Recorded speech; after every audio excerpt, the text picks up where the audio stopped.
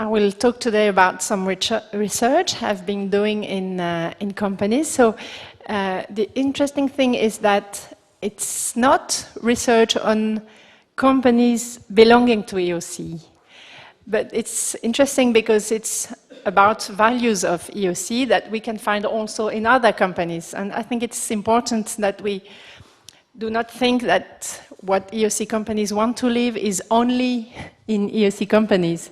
So to be able also to see these values in other places, and that's also probably interesting for all of you who work in different places in companies also that are not belonging to EOC, and that's probably also useful to those who live in EOC companies, but I mean it's something very more universal than what we think. So it seems an unusual look at companies, but because it's not so common that in management science we speak about gift. But and that was, thank you. Yeah, thank you, Maya. With some colleagues, we wanted to challenge management science and to see whether that could be also an idea that would be also important for economics and business and management.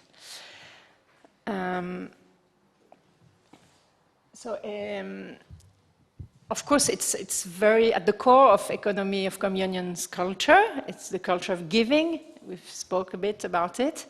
And what does it mean? Sometimes we tend to reduce the giving in EOC companies as giving the profits, but actually it's only part of it, and giving is something that is really a culture that should be changing the whole company and not only one moment in every year when we have the profits calculated and we say, okay, I can give that.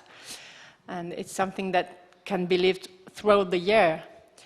And, but is it valid also for all companies? So that's the question I will try to ask.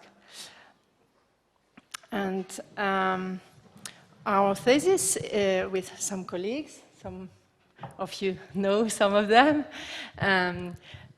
actually quite few people are working on this, but a group of colleagues in France, also sociologists in France are working on this subject, and also one management researcher in the United States is working, I put the book here, Give and Take, he's also working on giving behaviors in companies.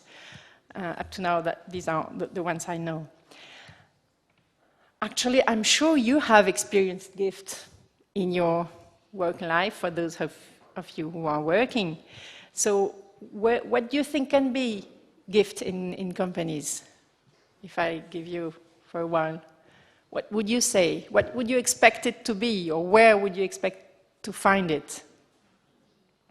When someone celebrates a birthday. Okay. Yes? So when you celebrate it at work with your colleagues or something, you... Mm-hmm. What else? So that could be like some moments that you take out from work just to be like friends at work for a while and then coming back to work. It could be the idea. If I give like free time for one employee who has a sick child. Mm-hmm. Okay, so you give him special conditions because he needs them, and okay, so as an employer, you're giving some favors to your employees. Yes. When some of my colleagues pays me the coffee. Okay. Mm-hmm.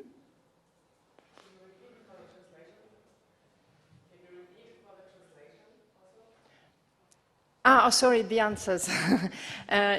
Someone said when so that was when a colleague pays me a coffee, and you said when the employer gives sick leave for a child that is sick, or a favor to the employees. Something else? They appreciate me. My boss, for example. Your boss appreciates you? Yes. And that would be gift from whom? From him, the fact that he appreciates you? Yes. Yes. I think what we'll try to see is that there are some acts that you are doing that you would do outside of work, that you can do. You pay coffee, you celebrate a birthday. There are things that you wouldn't do as employer for economic reasons, but that you do because you're a good employer and you want to do a favor to your...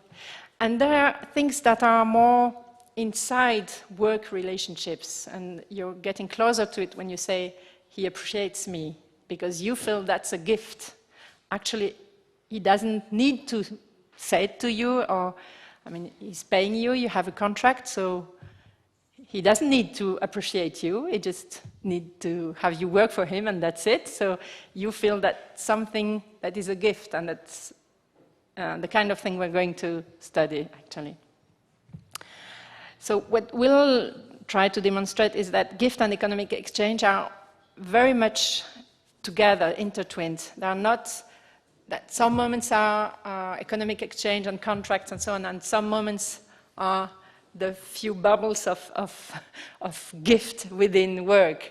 But that really within actual work, there is a part of giving, which is very important to work and not only to economic dimension, and not only for human beings that care for being appreciated, because we're human beings that are working. So gift, you know that a few years ago, the Pope, Benedict XVI, wrote Caritas in Veritate, and he said that gift and gratuity should be part of all the economic life and not only in some moments. And so many people got interested in this topic and how gift and economy and gratuity could be part of economy. But sometimes it seems that this is for those belonging to a world of those, those nice people that really want to more humanist economy and that are trying to add a bit of soul in our economic world. I don't believe that. I believe it's not adding soul or humanism in economic. It's very part of economy, and that's what I'm going to present you in this lesson. So I will present you first some empirical data of companies. I'm working with colleagues on intervention research, which means that we go in companies, we help them to solve a problem they have, and from this experience within companies helping them to try to solve their problems, we develop our research. So it's very concrete situations. These two I will use are in hospitals, healthcare sector, but it could be any other sector. Actually, I'm doing another research in nuclear plants, so very different. It's not those like nurses, but it's nuclear plants producing electricity and having high constraints, but the same, we are working on the same topics. Just to say that it's really... So I will start from the situations that the people live in these organizations, and from that I will show you where we can find this gift dimension and what it means for management. And I will try also to take from these elements that can be useful for management, so really for practices.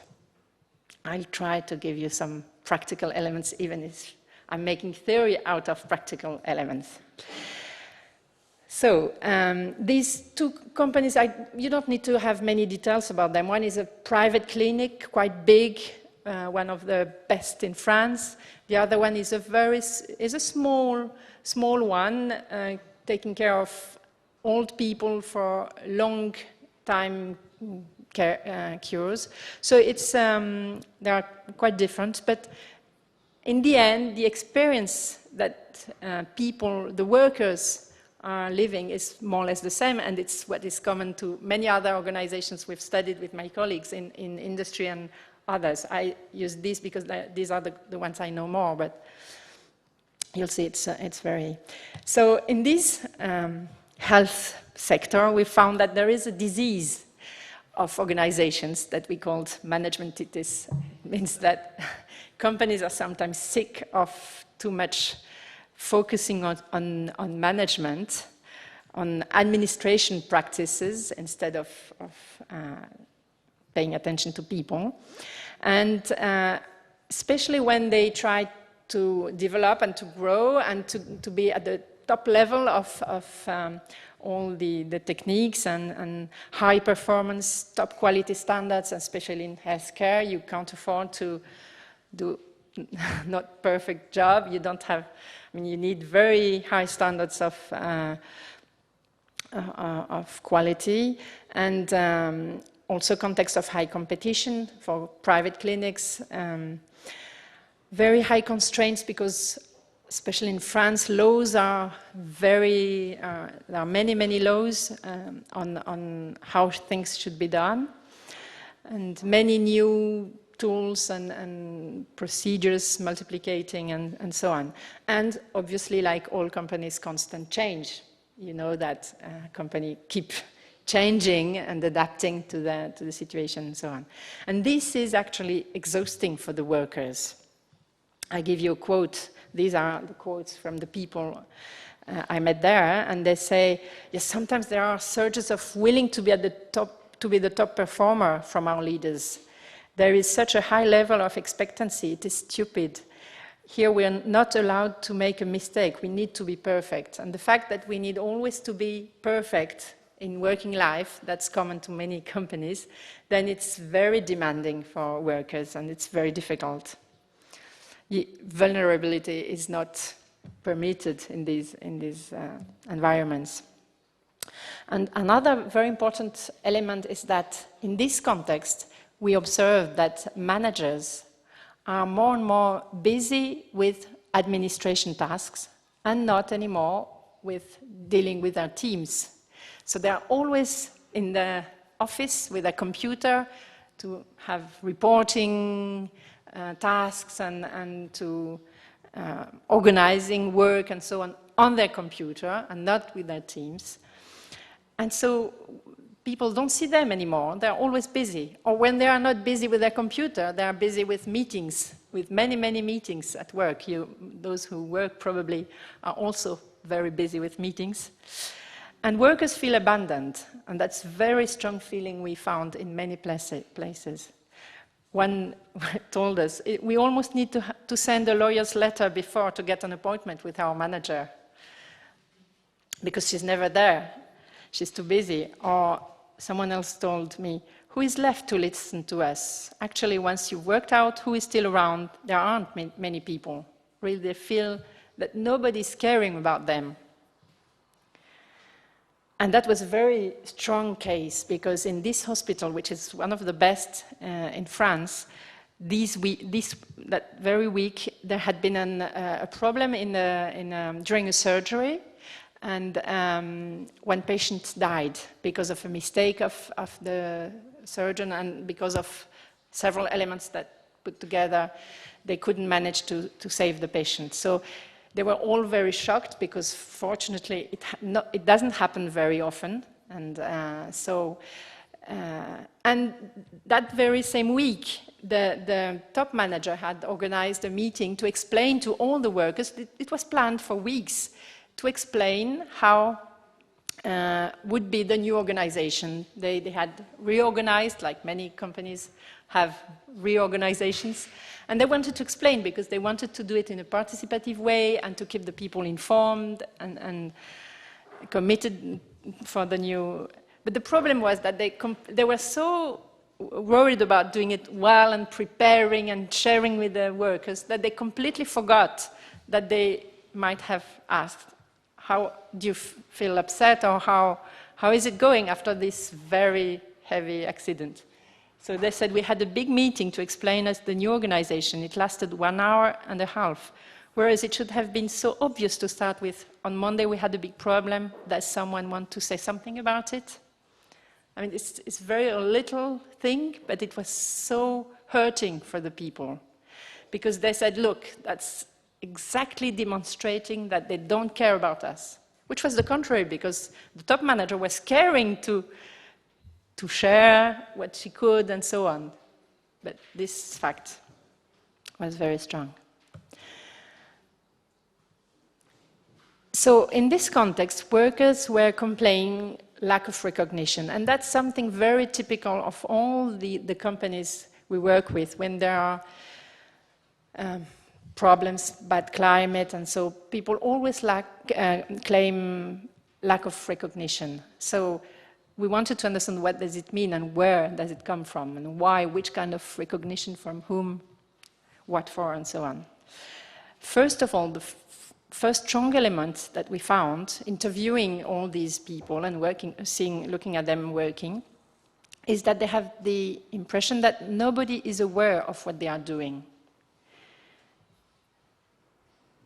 Someone explained to me, people have the impression that nobody is aware of the work they do and the efforts they provide. Of course, managers know because they know the job very well. They have been doing it for years. But people have the impression their managers are not aware of the efforts they provide, how much they're trying to do their best. Someone else was saying, why do we sweat so much to do this crazy job? They do not even realize that we run everywhere. And they were saying, we managed to carry out many, many situations, and also with urgent situations that we need to tackle and so on. And in the end, they don't even realize that we've done so much, that we've done miracles. And they just they don't care. Someone else said, I wonder if they realize all the work done by the staff, apart from their own work, their investment. We are not doing our work and that's it. Well, we could say they're doing their job. They're here to make all what needs to be done. So why aren't they saying, no, something else, we're doing more than our job. And that's what managers are not seeing. The other impression is that it's never enough. We always have to give more. It is from the beginning to the end of the day. It's always the same pace, if not more sometimes. And you always give, and you must always be there, and they always demand more and more. This impression of having to give, and they always demand more. The more you give, the more they demand. Maybe some of you experienced that. And the result of that is that workers feel invisible. It was very strange. Many people said, they don't even see me. I'm invisible here. And, or they feel they're just pawns in a game. You know, they put you there, and 1, 2, 3, and now you're there, and that's it. And one lady, a cleaning lady, was telling me, yes, I understood, it is important to be seen. That's what I understood. Nobody sees me, actually. They ignore that I'm working here. They don't even know that I came. If it's not clean, they will tell me I'm not doing my job. But if it's clean, they don't even know that I came. They just, I'm invisible. Someone else, we're just pawns and they can move us around without second thoughts. Someone told me, yes, our manager, one click in our office and then we're in another ward, and that, without telling us. And in that period, the workers, the staff of the clinic wrote to the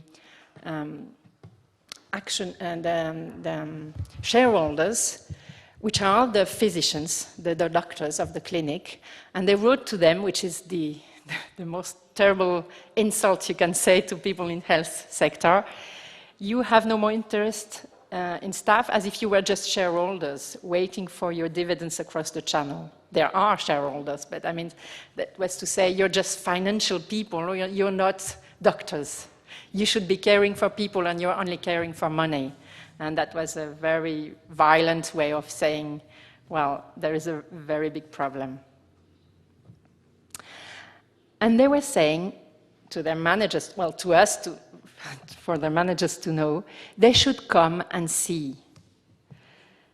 It is, someone says, it's useless, coefficients, the stuff I calculate, the need for that number of staff. No, no, they should come and work with us. They should see. When we say that to managers, they're saying, we're there all the time for them. What is the problem? Yes, you're there for them, but you're in your office. They are waiting for you next to them. I wonder what they can do. That was also interesting. They didn't know what their managers were doing. They had no idea. Nobody had an idea. They were working, that's sure. She was saying, I wonder what they can do. It's phenomenal. They must have a lot of work so that they are like that. That's for sure. It's obvious, but so what? They know they're busy. They're not bad people. They're not lazy people. They're working a lot. But what are they doing? We don't know. They're working for top management, but for sure not for us. That was the idea of the team.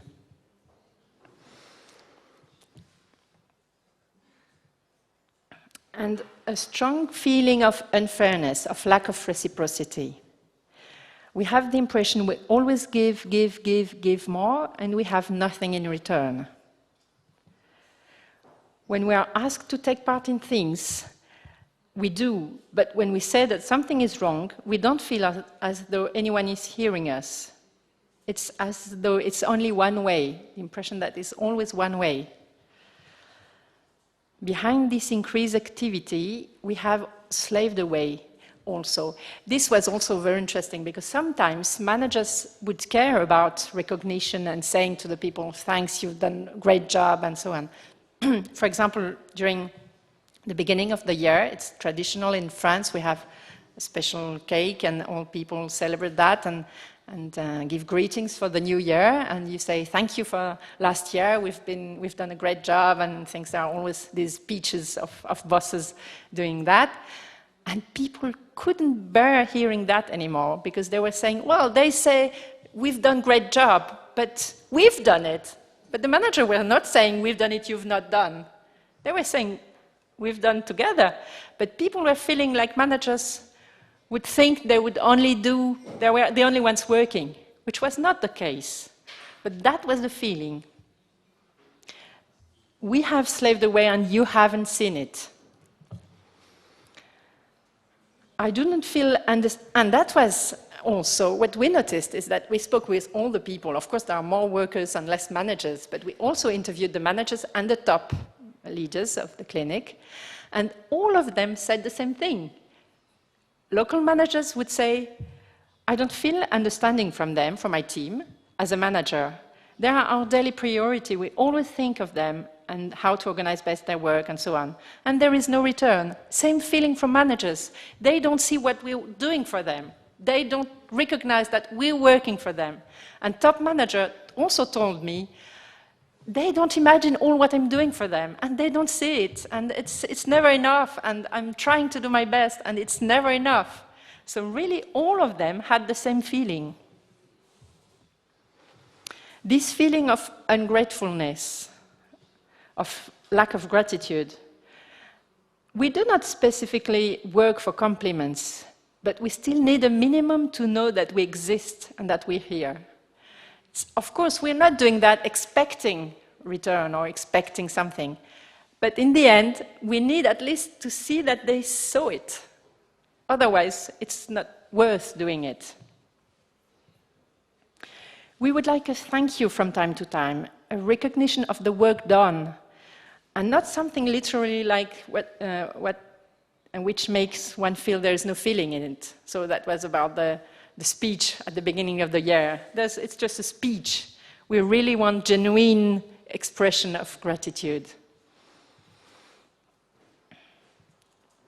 And this experience produces distrust and withdrawal. People say, we are no longer motivated in doing anything. I'm motivated to do my job, of course. Nurses still do their job well for the patients, that's sure. But to do something else outside, like going to quality improvement groups or practice analyze groups or so on, Why the first? While there are no grateful for everything you do. So people were saying, one was even telling me, I won't do any training anymore, because so that they will understand. Yes, but training is for you, not for them. Yes, but it doesn't matter, so that they will understand. And then I was adding, I know they won't even notice, but the same. I won't do it anymore. I don't want to give anything anymore, just for my patients. And someone else was explaining also, with all these restrictions, by being always alone to do everything because of this organization that has to be the best one, and so you're more efficient being one rather than two in the room, we gradually withdraw from community life. We are no longer willing to make an effort. In the end, they feel that it's not worth giving in these conditions, so they just, okay, withdraw. And it also produces distrust towards management. There is this feeling that what we say doesn't go anywhere. Whether it's true or not, I don't know. It might not be true, but it casts doubts because it's about small amounts. For example, we need something to be replaced, and they don't hear that we need that. So in the end, it means that they don't care about us. But it would cost nothing to buy it. It's just a very little thing for them. But as they don't do it, well, okay, forget about it. I'm sure that if there was ever a major problem with the patient, the teams would not receive any support at all. Not only would they not support us, they might even try to kick us in the teeth. So really distrust towards management, which was not, there was no ground for that. There was nothing that happened. The management did not do anything wrong. They were just feeling no trust because of this situation. Okay, that's the situation we found there. So how, yeah? The hospital bankrupt. The hospital bankrupt. No, they're still one of the best ones. No, well, immediately when we see that, we're afraid because we're saying they're top quality, but probably this will reduce the quality of work. Of course, and that's why they called us, because they were worried about it. The director was really worried and said, please, can you help us? We don't know what to do. We're the best on everything. On all the key performance indicators, we're the best. So what's wrong? What should we do? And what struck me is that analyzing that, you probably noticed it because we're talking about gift. I saw many elements saying that there's something about giving and receiving and recognizing that gift. So I tried to analyze this in this way. So first of all, we explained them, the director. We worked a lot with the director of the clinic for several weeks, several hours with all the top executives to understand the situation and to try to work out solutions, and also working out solutions with the workers. So first of all, to understand that the central problem was a lack of what we called local micro downwards management. I mean, not the, Henry Mintzberg, who is very famous in management science, says that there's too much macro leadership and too little micro management. We need managers to be there in little things, not in strategic issues.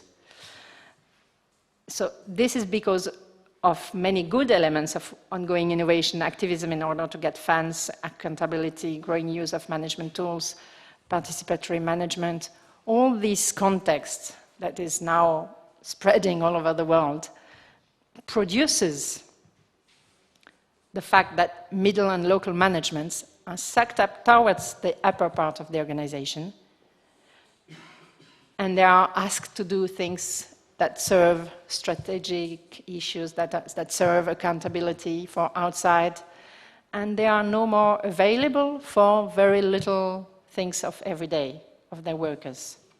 So they are not present anymore in the field to lead their teams. So it's we were saying it's not a problem of that management is bad, hierarchy is not needed, and so on. We need hierarchy, and actually there is not enough presence of managers. They are busy with administration. Nobody sees and the consequence is that nobody sees the work that, which is done. And the workers feel abandoned and not recognized. And this destroys dialogue, trust, commitment, and cooperation. And that's what we observed in all the companies we've studied, these health sector ones, but also others. And then, obviously, people suffer. Is that okay until now? Yeah? So, I started now a little bit of theory, but that way it won't be difficult. Some, like ergonomy, it's a part of, let's say, psychology of work. They give a definition which is interesting of what is work. They say that we should distinguish between the prescribed work, which is how we describe work, tasks, which is what actually people usually look at, the procedures, you should do that and that and that, the contract part, let's say, of work, and real work, actual work, what the people are actually doing. And they say, look, it's different, and it's normal that it should be different. Not because people are not doing what they should do, but because they do much more than what they should do. If they only do what is in their job description, it will never work. You probably have met some situations in which people say, no, that's not, I don't need to do that, that's not in my job description. And they just do no effort to do anything. If you don't do any effort, then it's not working. You can't cooperate, you can't do anything, you can't achieve anything. So you all know that working is not only executing like a machine a job description, is investing something from yourself in what you're doing. And that's exactly how these psychologists of work describe what is work. And this is a definition from a French psychologist. It says, thus for the clinician, work is defined as what the subject must add to the prescriptions to achieve the objectives assigned to him. Because actually, it's never exactly said how you should do it in the context you are, with the difficulties you meet, and so on. Or what he adds from himself to face what does not function when he sticks strictly to instructions. So you always have to be intelligent at work. If you're stupid, then it's not working. But this intelligence is something you add from yourself. It's not it's not included in the contract. Well, in a way, it is expected, but it's your employer can get it from you just by contract. You have to be willing to give it, to do it intelligently, to do it in a clever way. And this is very interesting because I've underlined, it's something about that you give. And another sociologist of work, a French one, said, well, this is gift, because it's something that you freely give, you freely add to your work. And it cannot be obtained by the contract. Something that the company really needs, ingenuity, the fact that you're doing it in the best way and that you're investing your intelligence, your competences, and so on. And regulation work means all what you're doing to adapt to the others, to adapt to the situation, that you're not only doing things like this, but you're, well, like craft works, you find the best way to do it, and so also in groups. So that's regulation work, what they call it in sociology. These are gifts, because there are things that operators destined for the proper functioning of their occupation or their mission, or for the good functioning of the company. This can be understood as a gift. So from this point, I started from that and said, look, at this point, in work there is always gift, a part of gift. And that's exactly what the company needs for the performance, because if you don't give that, it will never work. What can be of that kind of, we said, ingenuity and regulation in work? We could say involvement in cooperation. The company can organize rules and tools to have coordination, but they cannot get cooperation. Cooperation is something that you decide if you are willing to cooperate with your colleague. The company can only coordinate you with tools, but they can have you cooperate. Also involvement in dialogue, in contributing to give new ideas, to organizing work. All what is invisible, all what you're doing that people never see, and that if they would not do it, it would not work. All this is obviously gift, because you could also not give it. Also, especially costly and risky activities, sometimes in health sector it was so evident, sometimes they said, well, look, I shouldn't do that. That should be the doctor's task, but he's not doing it, and for the sake of the patient, I'm doing it. But if they if they see me doing that, they will say, you shouldn't. But if I don't do, the patient will will not be happy. So I'm doing things that are costly, that are risky. I shouldn't do them, or even very simple things. The cleaning ladies were saying, well, I should not take this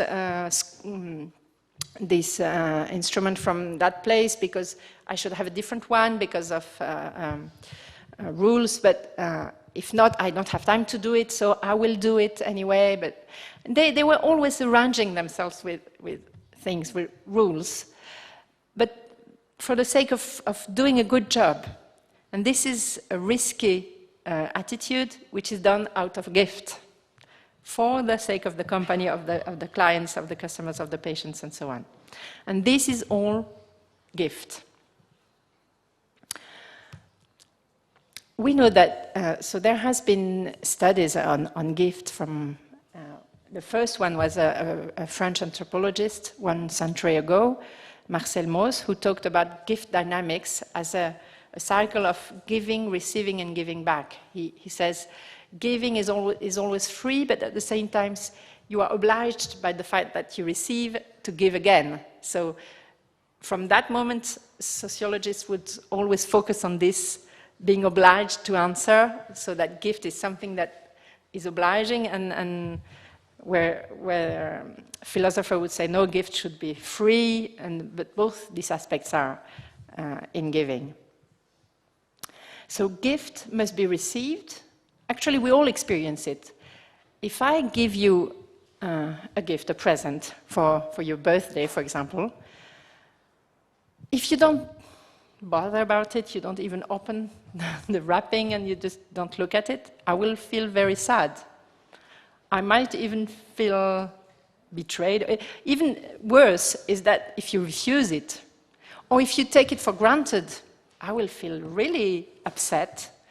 Or if you take it and want to reimburse it, that's not what I wanted. So giving is something that a gift has to be received as a present, as a gift. Otherwise, the giver feels really upset or betrayed or feels bad. And it has to create a link, a friendship, a kind of relationship. So if there is a gift in work, then the problem might be that this gift has to be received, has to be seen as a gift.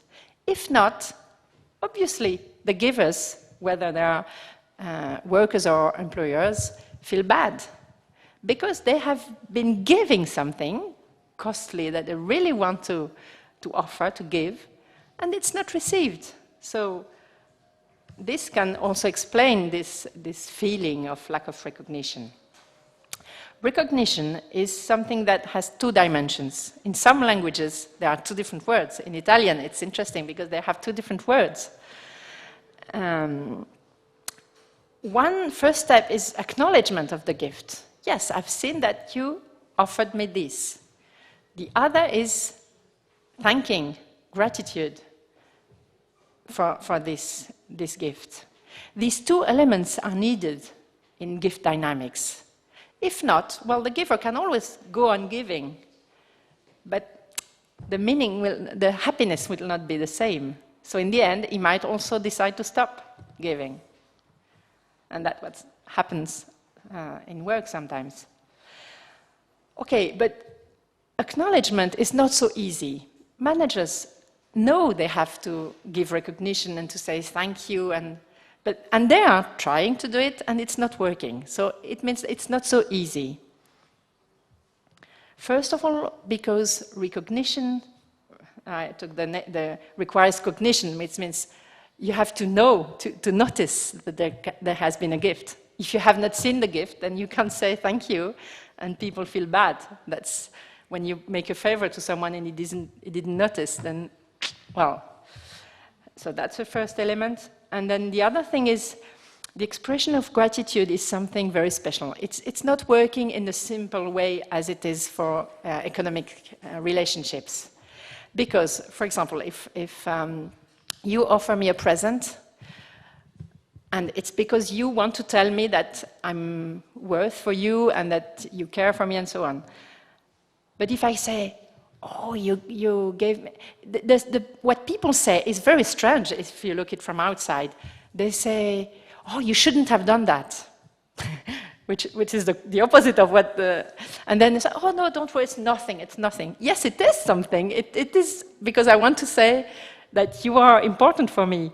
So the language that we use in gift exchange is very subtle one. It's not so straightforward as how we usually speak in work environments. So we also have to find the right way to do it in work environments. It's not only about saying thank you to the workers, because it's about emotions. It's about you immediately recognize if people are genuine or not. We've already talked about that now.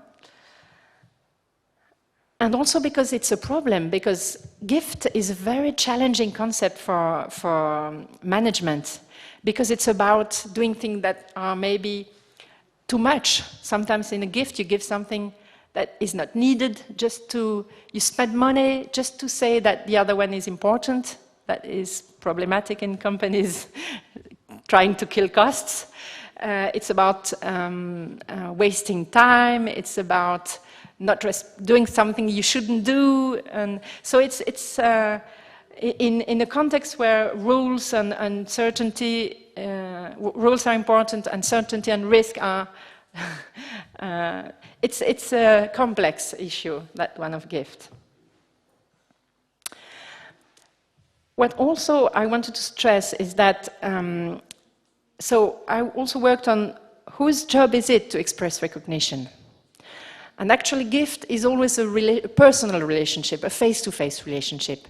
So it has to be the job of the lower level manager, your first man, your nearest manager, because the one that can't see you, obviously he can't express gratitude for things he doesn't see. Or if he says it, then you don't believe him, because you know he doesn't know, so he hasn't seen the gift. So local managers, or immediately, for middle managers, it will be top managers, of course, but the one immediately above you is the one that is in charge of expressing recognition for gift on behalf of the organization. Because we also need that someone would tell us from the organization.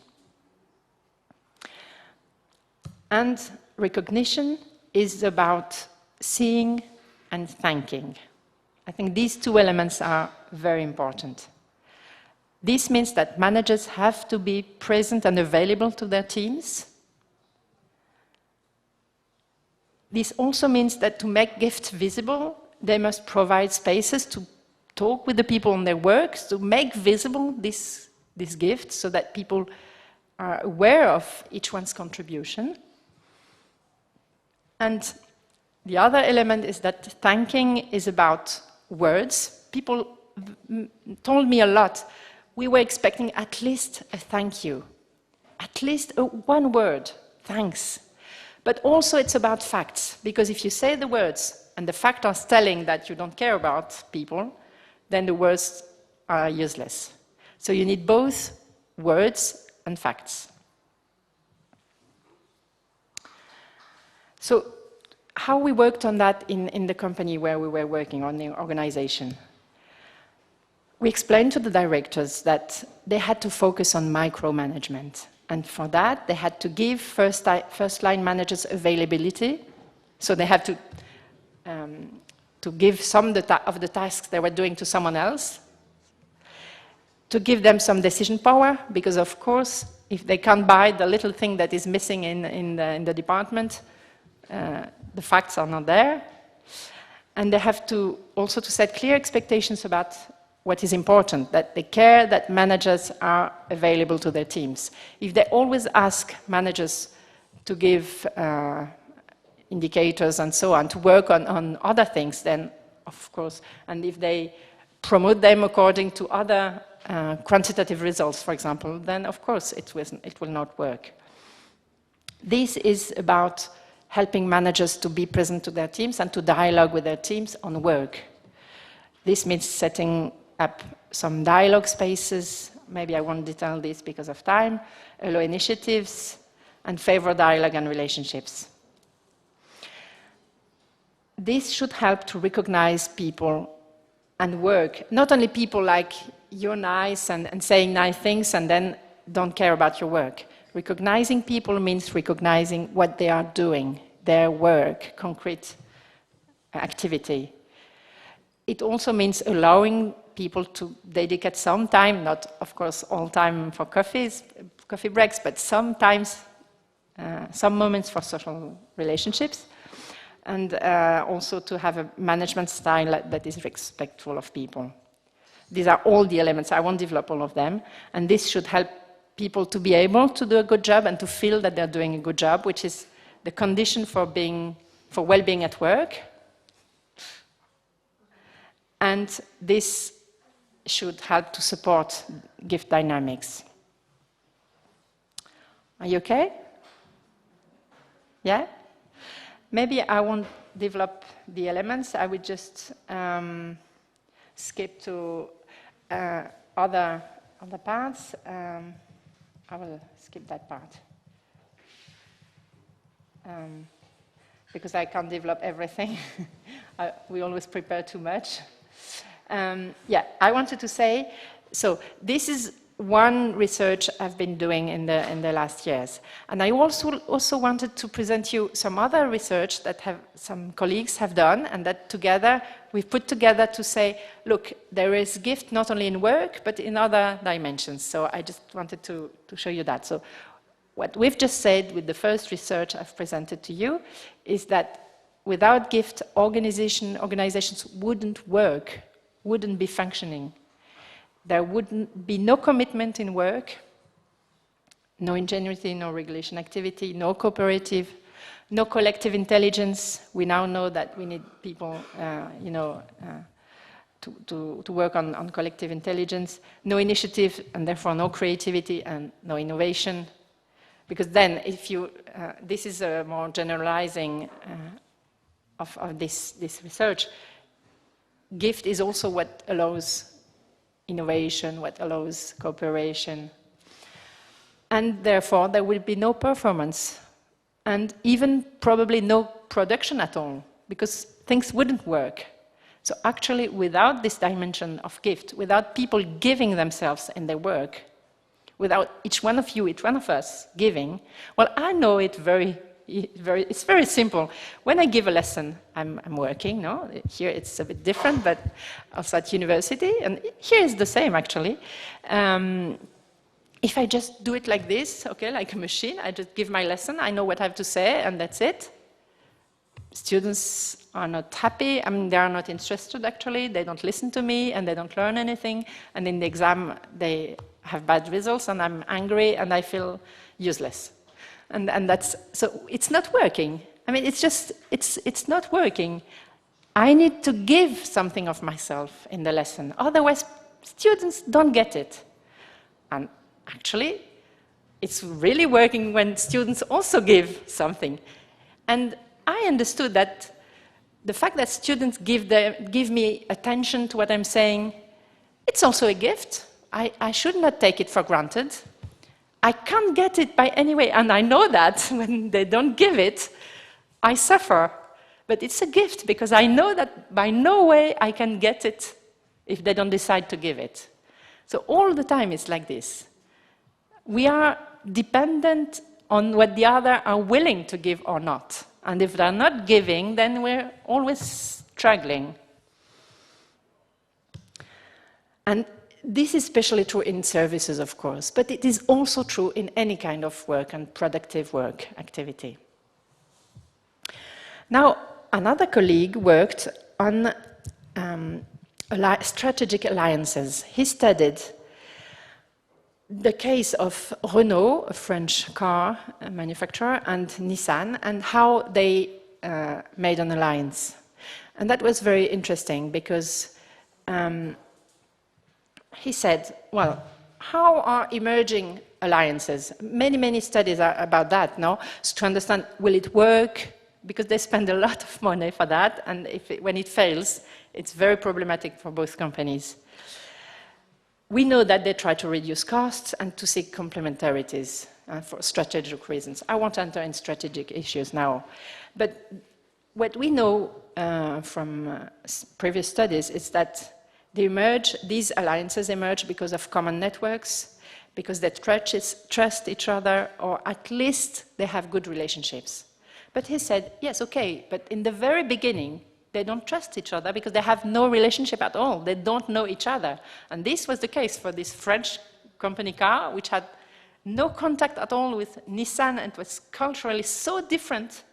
These Japanese people were so strange to French people, and they had no contacts. They didn't know even if they wanted an alliance or anything. So how is it emerging when they have no previous links at all? And that's the study he did. And he showed that the alliance can only come out from gifts that are exchanged among the partners. And especially two kinds of gifts, especially free gifts. We call them open gifts, that are things that, in this case, Renault was offering to Nissan without knowing if they would answer, without even knowing if they would take it. And they were offering something and offering again and more, and they were investing a lot to make these offers without knowing if the other would take it. So with these open or free gifts, they were like expressing a kind of vulnerability, which was convincing for the Japanese people, because they understood that these were really willing to do something with them. And then in some moments, there are special kind of gifts that are intended to ask the other to give an answer. In some moments, the kind of gift that were exchanged, I won't enter in all the details, but was that in this moment, you have to answer. Do you take it or not? Do you want it or not? Do you want to go on or not? So these are different kind of gifts, more like what sociologists describe, like giving or waiting for an answer. But these two kind of gifts, actually the whole story of the building of this alliance was about exchanging gifts, sometimes open gifts, sometimes gifts that would oblige the other to give an answer, take it or not, go ahead or not. But the trust they built, the relationship they built, was all made up of gifts, of this kind of exchange. So this is interesting because this example shows that actually not only the organization, the company can work with gift, or could not work without gift, but also the company wouldn't exist without gift. It's having a look at not organization already made, but like we say organizing, how the organization is built from nothing from the beginning, how social links emerge. And free giving is the only way of starting a relationship, of offering. Then you can have a contract to say, okay, we want to have a contract with us. And the very end of all this process was that they firmed the contract. But to get to the contract, you need these very little gift exchange. And an interesting point is that when you give something on an economic point of view, you don't know yet the value, because you don't know yet what will happen then. So it might be a cost, it can be an investment that will produce a lot. At the moment you don't know, and maybe sometimes afterwards you read the story and you know how much value it has, and you change idea if the relationship changes. So, and the fact of the value of gift is also very interesting and challenging for this point of view. Okay, that's just to give you an example. Another example, another colleague worked on leadership, on managers. I still have 5 minutes, okay? Yeah. And he said, look, how is leadership working? He worked on the case of leadership development trainings for top high potentials. You know, in big companies now there is this fashion of finding high potentials people and train them to develop their leadership so that they can become top managers. And so he worked on that and said, okay, what is leadership? Literature says that leadership is based on influence. It might be also based on charism. Okay, but what is influence? How do you influence the other? How is it working? Well, have a look. He interviewed many of these top leaders and also some employees. And what came out from that is that leaders are people that are committed and commit their collaborators. They commit themselves because they believe in a project. They share their vision and they are willing to communicate it. And they even commit physically. We were speaking yesterday of body implication. It's not only from outside, but it's people see that they give from themselves. It's something that involves their whole person. And people really describe, when you see how people describe their own experience of leadership, their vision of leadership, or their vision of their own leaders that have been models for them, or the employees' description of leadership, it's always about giving themselves for a project. That can be expressed in also very concrete attitudes like giving time, giving support, sharing their expertise, taking risks for the others. It's all about giving. And people give when they get recognition for it. And people know that recognizing the gift of the others, help the others get committed, and so leaders are able of getting commitment from their workers, recognizing what they are giving because they are also giving themselves. It's all about giving attitudes, and reciprocity fosters these giving attitudes and therefore makes this leadership come out. And because they give themselves and encourage giving, they are recognized as givers, as leaders. So leadership is also about giving. So without gift, again, leaders wouldn't lead anyone.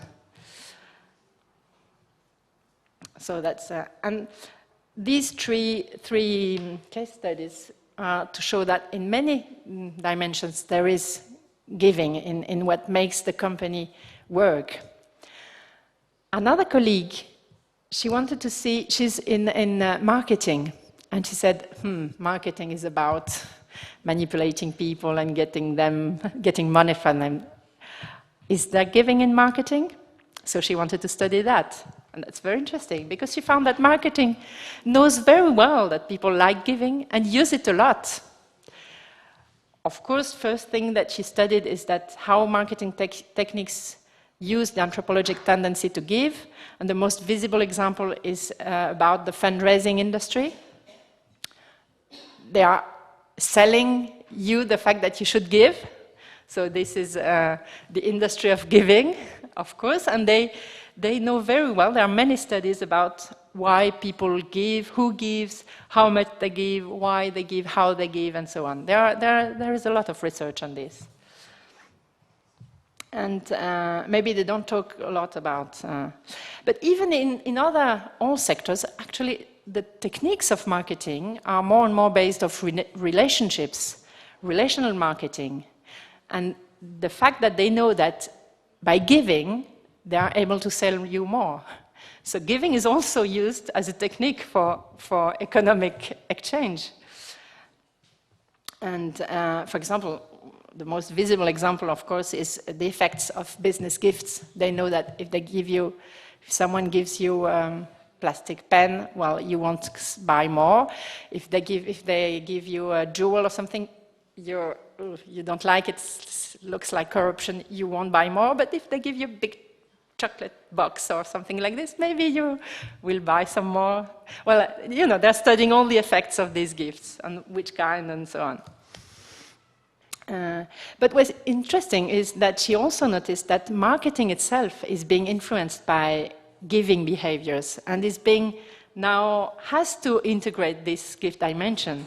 Some examples, I don't know how you call them, it's all these this category of buying that are linked to a cause. For example, of course, green products, fair trade, but also some products now, if you buy this product, €1 will go for UNICEF children education or things like this. No, it's spreading this kind of, they know that people will buy this because they need the product, they can afford it, but also because they want to support the cause they are supporting, may it be ecology or fair trade or any kind of help. So supporting a cause so companies, we talked a bit about it before, have to take into account this demand of giving, the fact that consumers are expecting the possibility to give also, to include giving in their act of buying. And also free exchanges on internet. And sometimes it's even interesting because some people are illegally putting things for free on internet that should be paid. So it's really like saying, look, I want to reintroduce gratuity on the market in places in which things should be sold, but I believe this should be offered for free. So it's very interesting to study these attitudes of reintroducing gift where it should be an economic exchange. So this was to say that gift and economic exchange are deeply linked and intertwined. And I think I will just skip this conclusion and just go to, wait a minute, to the fact that, yeah, I think that's enough.